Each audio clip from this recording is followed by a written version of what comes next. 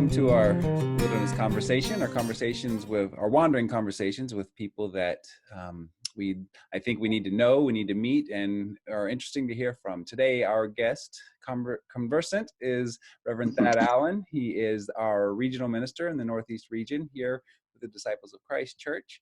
And Thad, thank you for joining us today. Thank you for being a part of this and taking your time to talk with me a little bit today. Would you mind just giving us a brief introduction to you and a little bit about who you are and your role as a regional minister?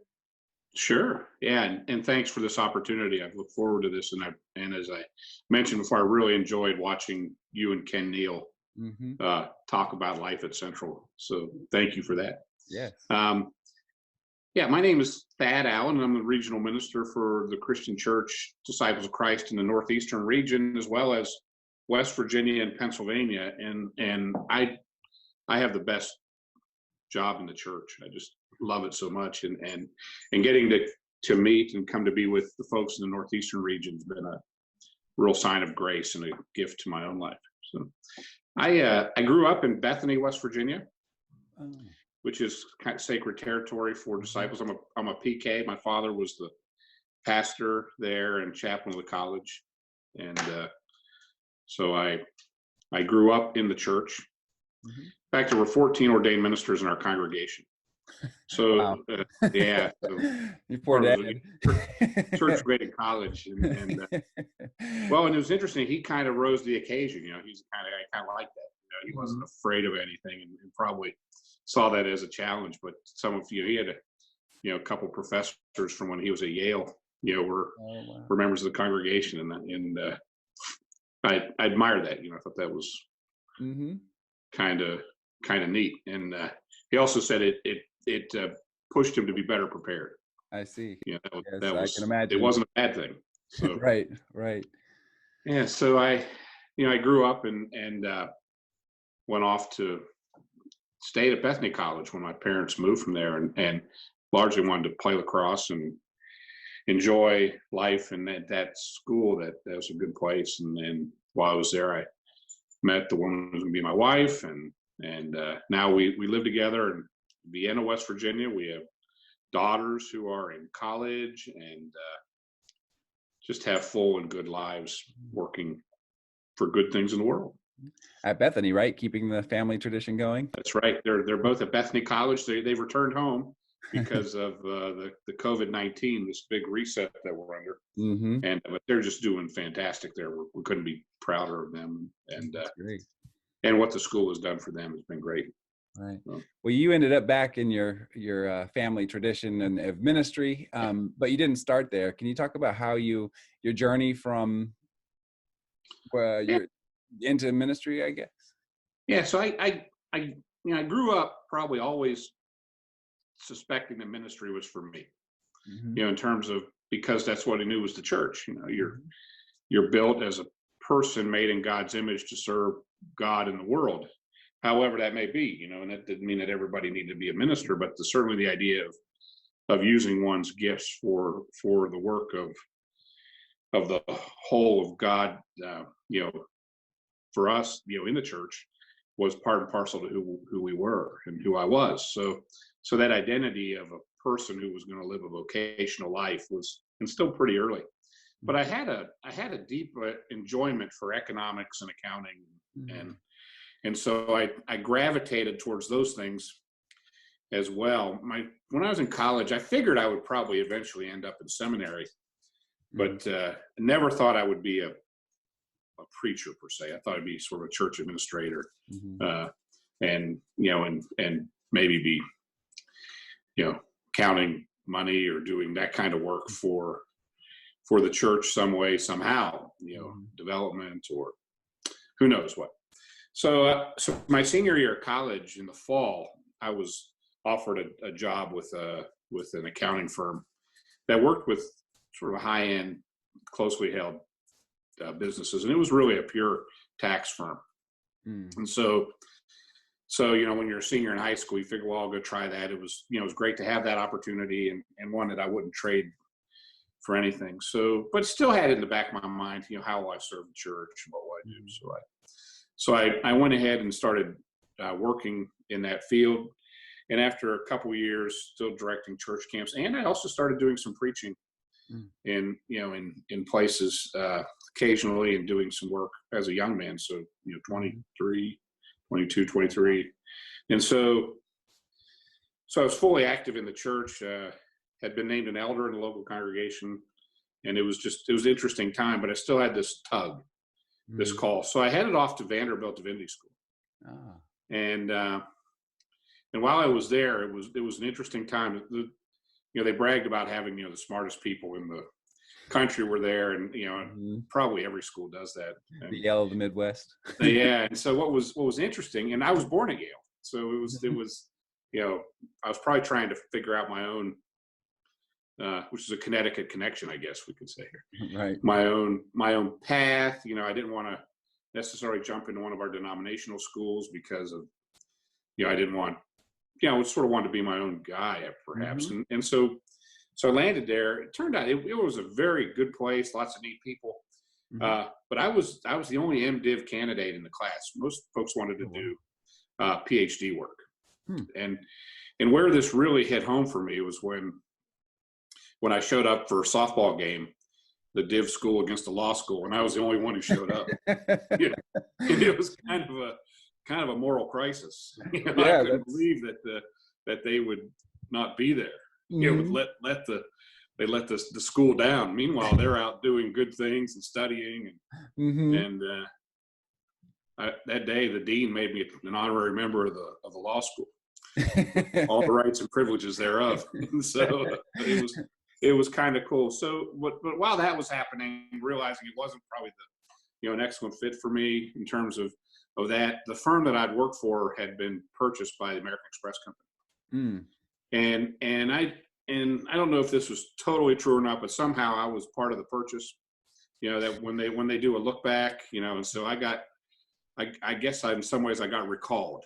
You Mm. know, so it wasn't things were going fine academically. It was okay, but I had this other opportunity to go back, and so I did that. I went back and stayed with the firm for about 3 years with American Express, and that was really a neat experience. And I Mhm. was a senior tax accountant Wow. with them. And meanwhile, though I was still become a licensed minister, and was preaching at a very rural, small country church, and Mhm. all of a sudden falling in love with that part of life. Mhm. So you know how this goes with a call. They say, Mhm. old Yes. country preacher told me one time. He said, when the good Lord puts His hand on your shoulder, it doesn't go away. Right. So I actually Resist had and a resist and resist, that's and right, but good eventually luck you with can't that. win. No, and if you want to make yourself miserable, just keep That's trying to that's right. resist. So I had some success. Jennifer and I had uh, been married, and we're just sort of moving on and up, and all of a sudden I was that place where they were ready to move me to do Mhm. something else and something bigger as the company was doing their thing, Mhm. and at that point I said, I think I was ready to go back to seminary, Mhm. and said thank you, but no thank you. That Mhm. was one of the many financial suicidal things that I would engage in my life, and never felt better. In fact, the vice president who came to visit me, he said, Mhm. good for you. Mhm. You don't want to be disingenuous to who you are, and Right. use your gifts well. So he was a Presbyterian elder, and I remember how Mm. gracious he was. So Oh, interesting. so I moved off to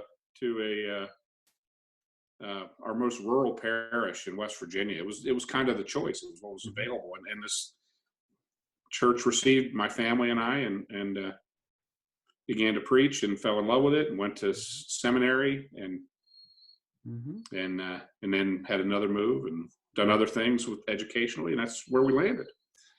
I've served in 3 different parishes in West Virginia Mm. before being elected to become a regional minister. Okay. All right. So, So we share this in common. I'm a preacher's kid also. My dad was Presbyterian, and so I know the denominational pool. Um, mhm. there's it's not you're not necessarily going to follow in your father's footsteps denominationally, even if it is pastorally. What drew you to stay with the disciples, and what is it about the disciples that you love? Yeah. So so in some ways, it, it's a great fit for me, and I love our way of being the church, Mm-hmm. and I love the ecumenical nature and the call for Christian unity that is of us. Mm-hmm. I'm a high church Eucharistic guy, Mm. and so there's room for that in the disciples. uh, and I appreciate our leaning on the good confession. Mm-hmm. In many ways, for disciples, our whole lives are called to be lived out by saying, we believe. Mm-hmm. Right.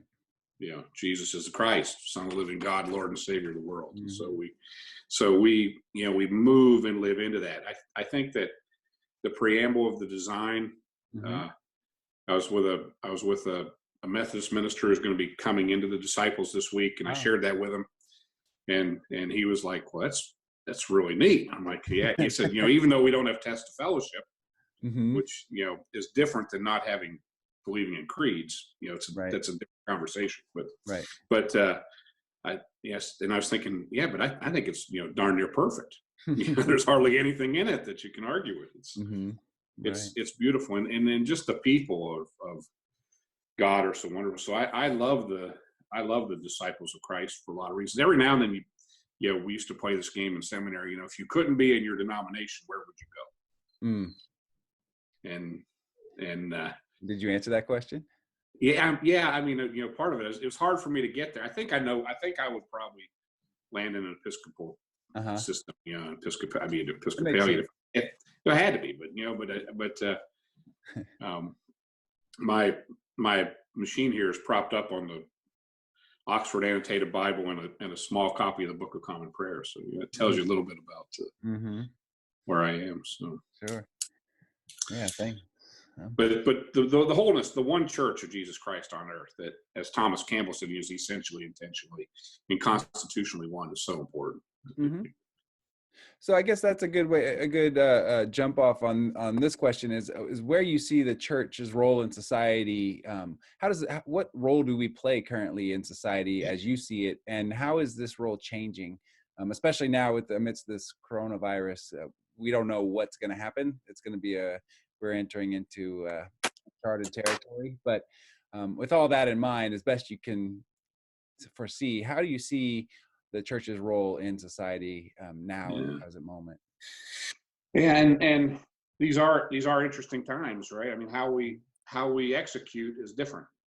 Mm-hmm. How we're gonna live out the gospel and practice our craft as ministers is changing.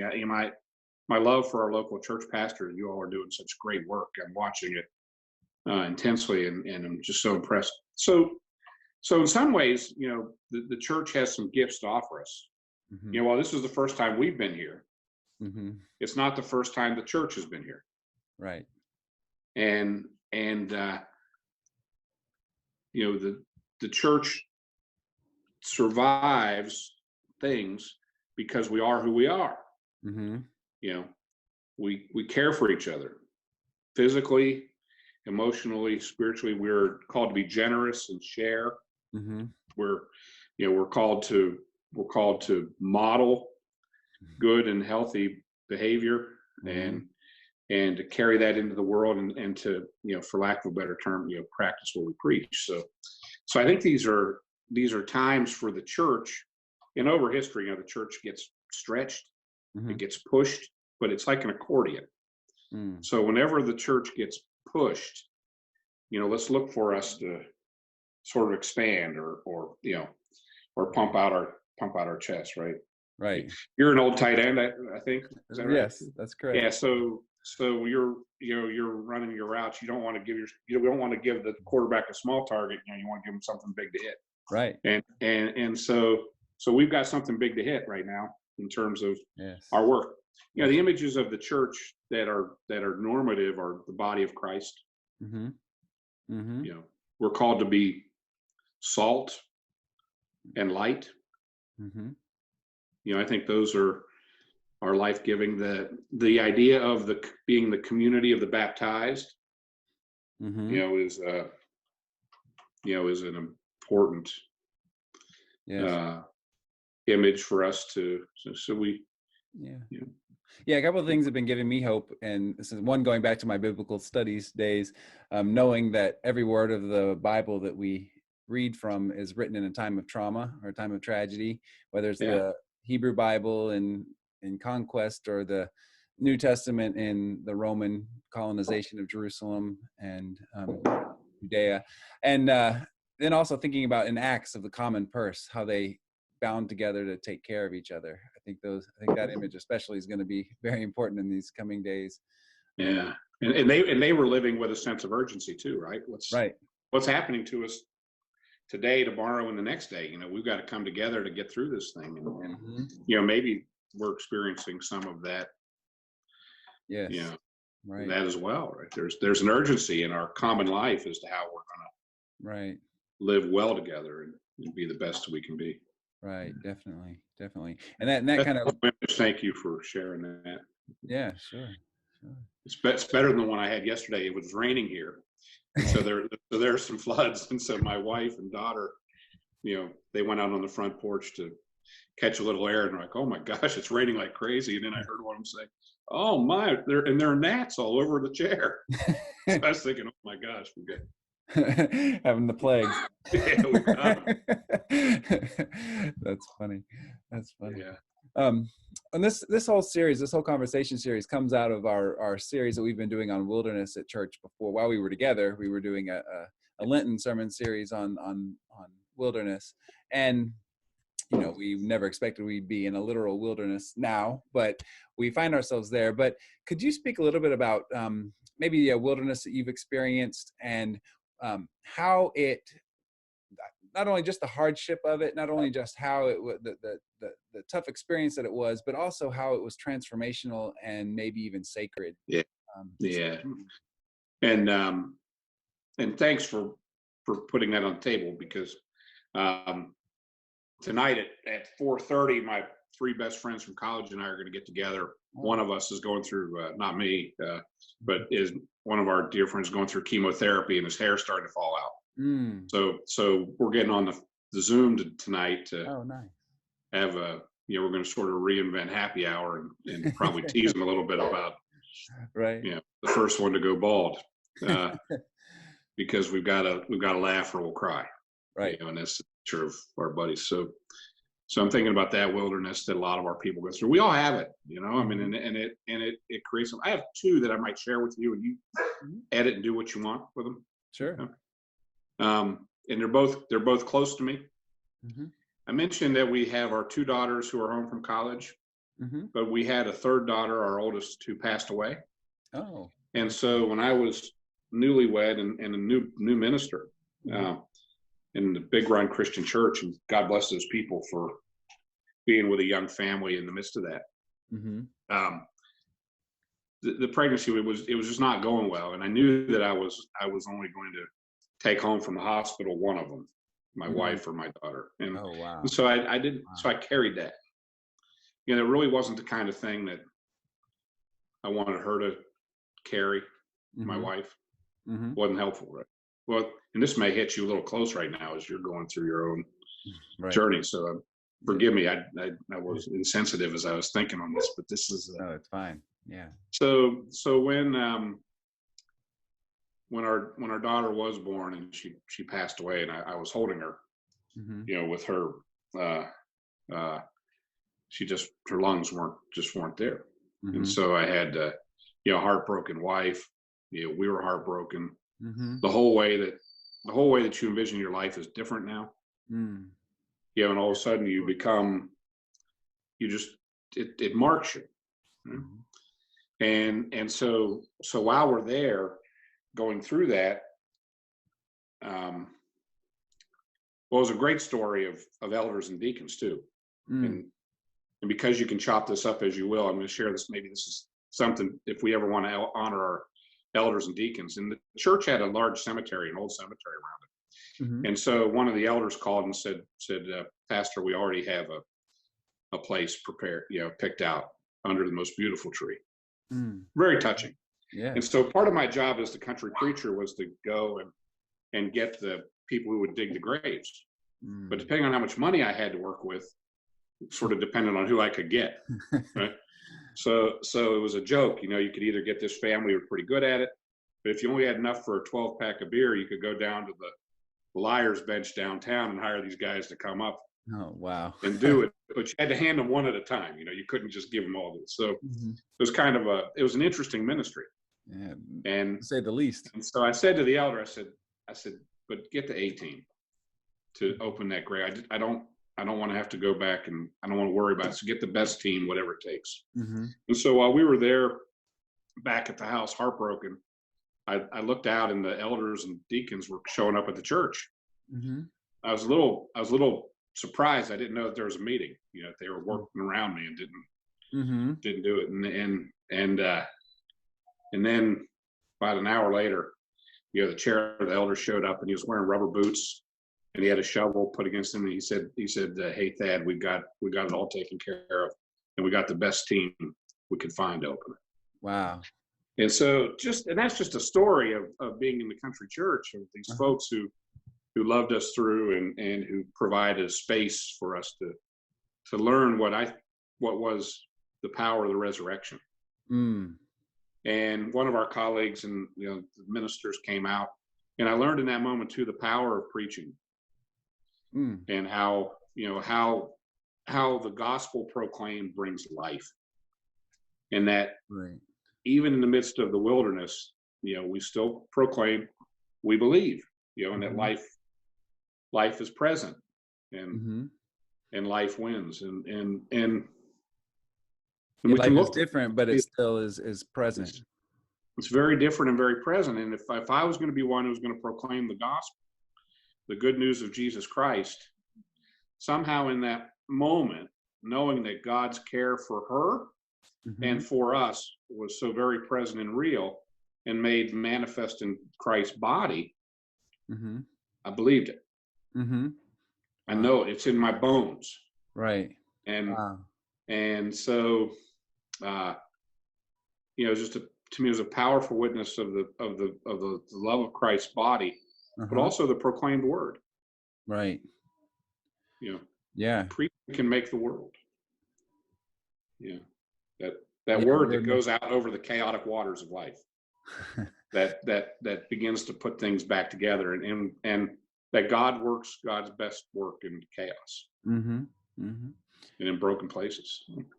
And it's just a powerful, to me, that one beautiful thing about that story is how, it's not even, it was what they did. It was their actions that spoke. It wasn't just them coming to you and offering words of solace. It was them actually coming and caring for you in a very tangible way.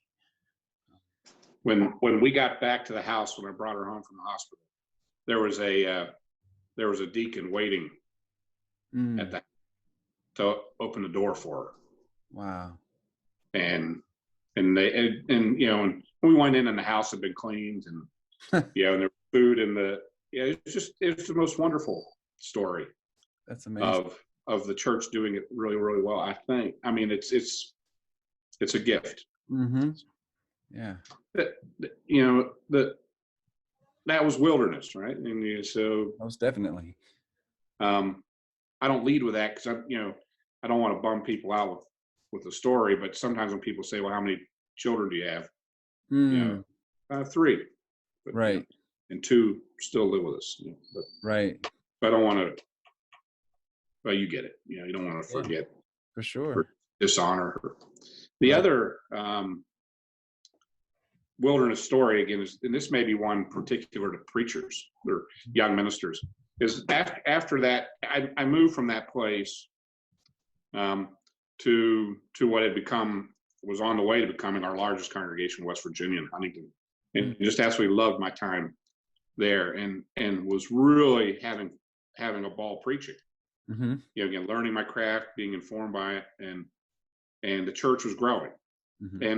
And that can be an intoxicating time for a young minister, right? You get to stand at the back of the church, and people shake your hand, and and attendance is going up, and there's all this goodwill, and so you can do a lot without getting audit permission. And so it was just a great time. Love the people. But I did have one sort of detractor who was very critical of my preaching. And I don't know if you're like this, but you can have 99 people come through and say, "Great job, Pastor," and one comes through and gives you a rough time, and you go home and you think about the one. Yeah, it's the rest of the day. It just sort of hangs over you. I think that's a sign of that, we love our people, care about them. Sure. I hope that's what it is, and not some kind of neurotic minister thing. Right? So, I'm sure it's both.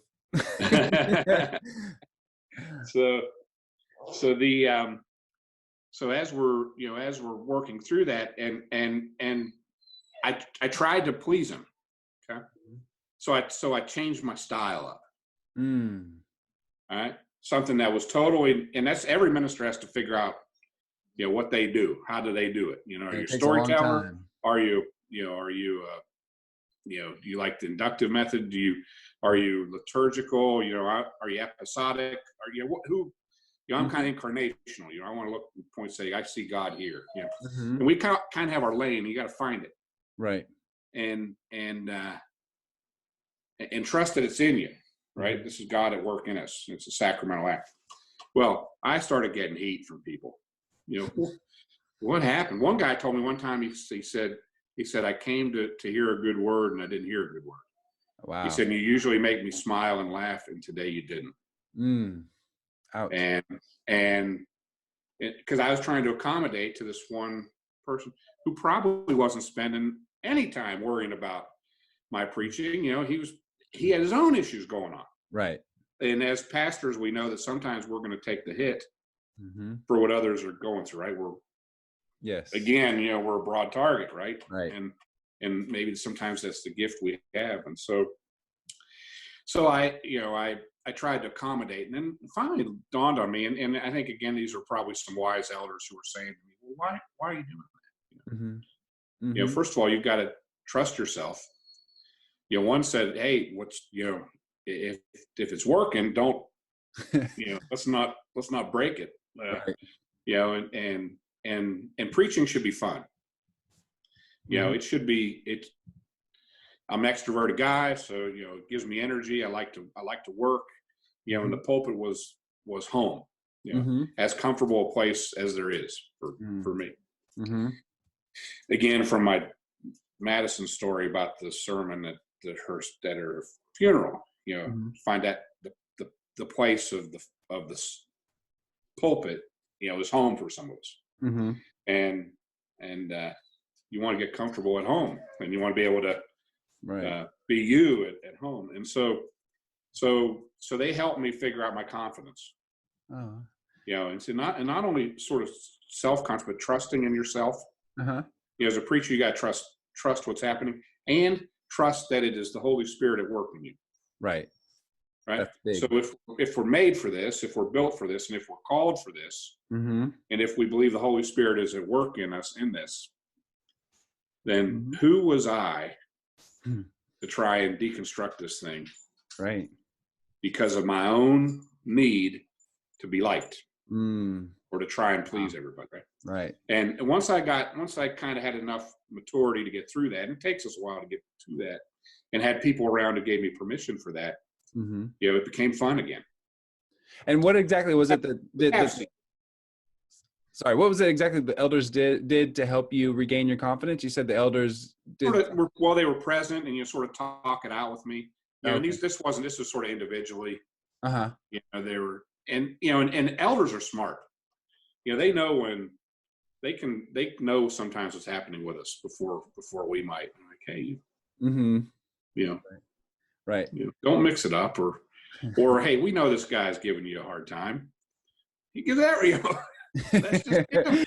It's not just you; it's the whole church. No, and in one case said, let me, he had a lot of stuff going on, right? He needed a good pastor, and and if I was going to worry about something, I couldn't be fully present to him either.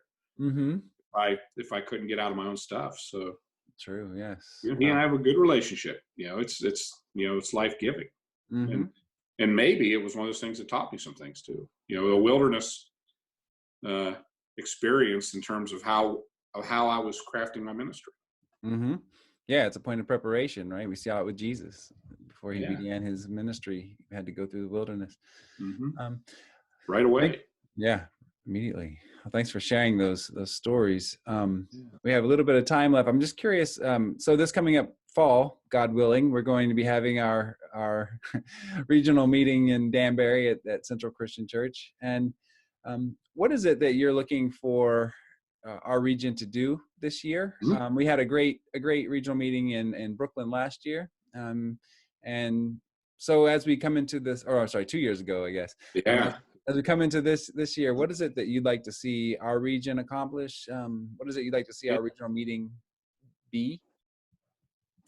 Well, I'm really looking forward to being back in Danbury, because that was the first place that we had a regional gathering when I came on in an acting capacity with you. We did the reconciliation training.